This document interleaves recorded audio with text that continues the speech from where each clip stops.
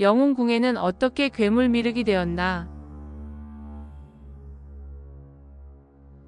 누가 기침 소리를 내었는가? 누가 기침 소리를 내었는가? 마군이다. 저 마군을 때려 죽여라. 한쪽 눈에 안대를 한 왕, 철퇴를 휘두르는 폭군. 그리고 모든 것을 꿰뚫어 본다는 희대의 사기 스킬, 관심법. 우리에게 궁예는 20년이 넘도록 강력한 밈의 주인공입니다. 하지만 이 우스꽝스러운 광대에 가면 뒤에 한반도 역사상 가장 비극적이고도 처절했던 한 남자의 얼굴이 숨겨져 있다는 사실을 아십니까? 사실 궁예는 썩어빠진 신라를 무너뜨리고 새로운 세상을 열망했던 백성들에게 미륵, 즉 살아있는 구원자로 불렸던 영웅이었습니다. 가장 밑바닥에서 시작해 스스로의 힘으로 제국 태봉을 세운 천재적인 혁명가였습니다. 그랬던 그가 왜, 어떻게 자신의 부인과 아들들까지 죽이는 희대의 폭군으로 변해갔을까요? 오늘 우리는 밈이 된 폭군 궁예가 아닌 버림받은 왕자에서 백성의 영웅으로, 그리고 스스로 신이 되어 파멸해버린 인간 궁예의 심리 보고서를 열어봅니다. 버림받은 왕자 에꾸누니 스님. 궁예의 비극은 그가 태어난 날부터 시작되었습니다. 그는 신라 47대 헌안왕의 아들, 즉 왕자였습니다. 경문왕의 아들이라는 설도 있습니다. 하지만 그는 축복받지 못했습니다. 그가 태어난 날은 5월 5일 단오였습니다. 당시 신라에는 단오에 태어난 아이는 불길하며 나라를 망하게 한다는 끔찍한 예언이 있었습니다. 아버지는 아기에게 죽음을 명합니다. 신하들이 갓난아기를 죽이려 궁궐 담장 밖으로 던져버렸을 때 그를 몰래 받아낸 유모의 손가락이 실수로 아기의 한쪽 눈을 찔렀습니다. 그렇게 그는 왕자라는 신분과 한쪽 눈을 동시에 잃었습니다. 유모는 아기를 데리고 도망쳐 세달사라는 절에 숨어 스님으로 키웁니다. 궁예는 그곳에서 자라며 자신의 출생의 비밀을 알게 됩니다. 나를 죽이려 했던 아버지의 나라, 신라의 왕자다. 그의 가슴 속에 거대한 불길이 타오르기 시작했습니다. 첫째, 나를 버린 신라에 대한 증오. 둘째, 뼈 빠지게 일해도 굶주리는 백성들을 외면하는 저 진골 귀족들에 대한 분노. 그는 더 이상 불경을 외우는 스님으로 살 수 없었습니다. 이 썩어빠진 세상을 내가 직접 바꾸겠다. 그는 삭발한 머리를 기르고 한쪽 눈을 가린 채 절을 떠나 난세 속으로 뛰어듭니다. 백성의 구원자 미륵의 탄생. 당시 한반도는 신라의 통제력이 무너진 후삼국 시대였습니다. 각지에서 도적대와 호족들이 스스로 장군이라 칭하며 일어났죠. 궁예는 처음 기원이라는 도적의 부하로 들어갔지만 기원이 오만하고 무례하자 그를 떠납니다. 그리고 북원의 양길이라는 더 큰 도적 세력의 부하가 됩니다. 여기서부터 궁예의 천재성이 폭발합니다. 다른 도적들이 약탈과 향락에 빠져 있을 때 궁예는 달랐습니다. 엄격한 규율. 약탈한 물건을 병사들에게 공평하게 나눠주었고 민간인을 해치지 못하게 했습니다. 카리스마. 그는 언제나 선봉에 섰고 병사들과 함께 먹고 자며 그들의 마음을 얻었습니다. 병사들과 백성들은 양길이 아닌 궁예를 따르기 시작했습니다. 굶주린 백성들의 눈에 한쪽 눈을 잃고도 꿋꿋이 세상을 구하려는 궁예의 모습은 마치 이 고통의 시대를 끝내기 위해 나타난 미륵, 미래의 부처이자 구원자처럼 보였습니다. 궁예는 이 미륵 신앙을 자신의 정치적 무기로 삼았습니다. 나는 너희를 구원하러 온 살아있는 미륵이다. 나를 따르라. 백성들은 열광했습니다. 그의 군대는 눈덩이처럼 불어났고 결국 그는 독립하여 송악에 자신의 나라를 세웁니다. 이름하여 후고구려 태봉. 스스로 왕이 된 궁예.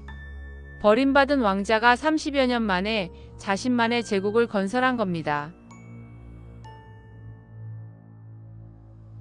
그림자, 왕건이라는 이름의 빛.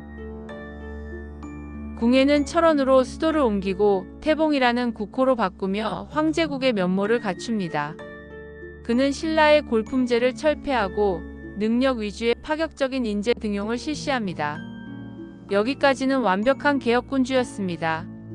하지만 그에게는 치명적인 약점이 있었습니다. 자신의 정통성에 대한 콤플렉스였습니다. 그는 왕자로 태어났지만 버림받은 자였고 스님이었으며 도적대의 우두머리였습니다. 그의 권력은 오직 미륵이라는 종교적 카리스마에서 나왔죠. 그런데 자신의 부하 중에 너무 잘난 인물이 있었습니다. 바로 송악의 호족 출신 왕건이었습니다. 왕건은 궁예가 갖지 못한 모든 것을 가졌습니다. 가문, 지역 최고의 부자이자 막강한 해상 세력을 거느린 호족 출신, 성품, 겸손하고 인자하며 적까지 포용하는 리더십, 전공. 궁예가 내륙에서 고전할 때 왕건은 수군을 이끌고 후백제의 심장부인 나주를 점령하는 말도 안 되는 공을 세웁니다. 백성들과 신하들의 존경이 궁예가 아닌 왕건에게로 쏠리기 시작했습니다. 궁예의 눈에 왕건은 더 이상 충성스러운 부하가 아니었습니다. 자신의 미륵 타이틀을 위협하는, 자신과 똑같이 백성의 영웅으로 떠오르는 또 다른 태양이었습니다. 버림받았던 과거의 트라우마가 궁예의 의심을 자극하기 시작했습니다. 저놈이 내 자리를 넘보는구나. 광기의 서막, 나는 미륵이다. 궁예는 왕건을 견제하기 위해 그리고 자신의 권력을 절대화하기 위해 위험한 길을 선택합니다. 바로 스스로 신이 되는 길이었습니다. 그는 자신을 미륵불이라 칭하며 살아있는 신으로 군림합니다. 두 아들을 청광보살, 신광보살이라 불렀습니다. 그는 더 이상 백성을 구원하는 미륵이 아니라 백성들의 숭배를 강요하는 교주가 되었습니다. 그는 자신의 말을 거역하는 자, 자신을 의심하는 자를 가려내기 위한 도구를 만듭니다. 그것이 바로 희대의 정치 무기, 관심법입니다. 나는 너희의 마음을 꿰뚫어 볼 수 있다. 이것은 초능력이 아니었습니다. 이것은 반대파를 숙청하기 위한 가장 완벽한 정치적 명분이었습니다. 내가 관심법으로 보니 내 놈이 역모를 꾀했구나. 만약 신하가 아닙니다 라고 부정하면 신의 말을 거역했으니 죽어라. 만약 신하가 맞습니다 라고 인정하면 역모를 꾀했으니 죽어라. 어떤 대답을 해도 죽는 완벽한 공포 정치의 도구였습니다. 궁예는 이 관심법이라는 철퇴를 휘두르며 자신의 정적들을 하나둘 제거하기 시작합니다. 피해 숙청, 아내와 아들을 죽이다. 궁예의 광기가 절정에 달했을 때 유일하게 그에게 직언을 한 사람이 있었습니다. 바로 그의 아내 강비였습니다. 전하, 어찌하여 백성을 이토록 가혹하게 대하십니까? 관심법이니 뭐니 하는 요사스러운 짓은 그만두십시오. 궁예는 격노했습니다. 감히 신성한 미륵에게 반기를 들다니.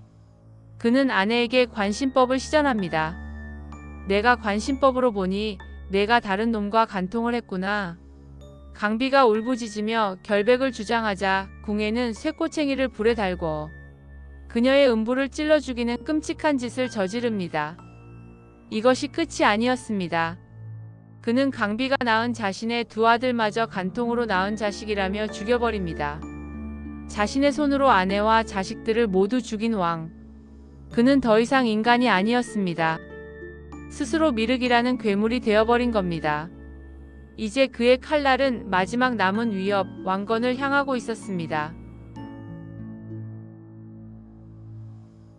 마지막 관심법, 그리고 몰락.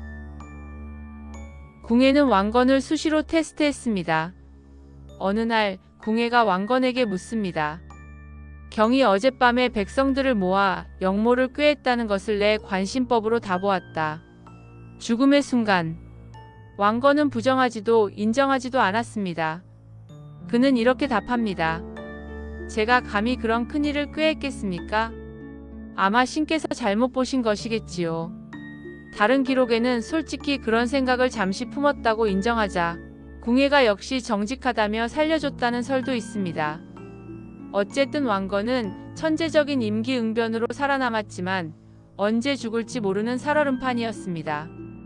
공포에 질린 것은 왕건뿐만이 아니었습니다. 궁예와 함께 나라를 세웠던 장군들 홍유, 배영경, 신순겸, 복지겸도 다음은 내 차례라는 것을 직감했습니다. 그들은 918년 비오는 밤에 왕건의 집을 급습합니다. 궁예의 폭정을 더는 참을 수 없소. 당신이 우리의 왕이 되어주시오. 왕건은 처음에는 내가 어찌 미륵을 배신하냐며 거절했습니다. 그러자 장군들이 왕건을 이불로 둘둘 말아 밖으로 끌고 나온 뒤 미리 준비해둔 골룡포를 입히고 고려의 왕건 만세를 외쳐버립니다. 쿠데타는 그렇게 시작되었습니다. 미륵의 죽음, 영웅의 탄생. 스스로 미륵이라 칭하며 모든 것을 꿰뚫어 본다던 궁예. 그는 정작 자신의 부하들이 자신을 죽이러 오는 것은 꿰뚫어 보지 못했습니다. 그의 관심법은 타인의 마음을 읽는 신통력이 아니라 자신의 의심과 공포가 만들어낸 망상이었기 때문입니다. 모든 것이 끝났음을 직감한 궁예는 홀로 궁궐을 빠져나와 도망쳤습니다. 그토록 화려했던 황제의 옷을 벗고 누더기를 걸친 채 산속을 헤매다 배가 고파 밭에서 이삭을 줍다. 그를 알아본 한 농민의 손에 비참한 최후를 맞이합니다. 혹은 부하들의 칼에 죽었다는 기록도 있습니다. 궁예. 그는 버림받은 왕자에서 시작해 백성의 희망인 미륵이 되었지만 자신이 만든 미륵이라는 감옥에 스스로 갇혀버린 비운의 혁명가였습니다. 그는 낡은 신라를 부수는 파괴자로서는 완벽했지만 새로운 시대를 여는 건설자가 되기에는 그의 마음속 상처가 너무 깊었습니다. 지금 우리가 웃으며 소비하는 궁의 밈은 어쩌면 한 인간이 가질 수 있는 가장 큰 트라우마와 의심이 절대 권력이라는 괴물을 만나 폭발해버린 한반도 역사상 가장 슬프고도 기괴한 비극의 마지막 흔적일지도 모릅니다.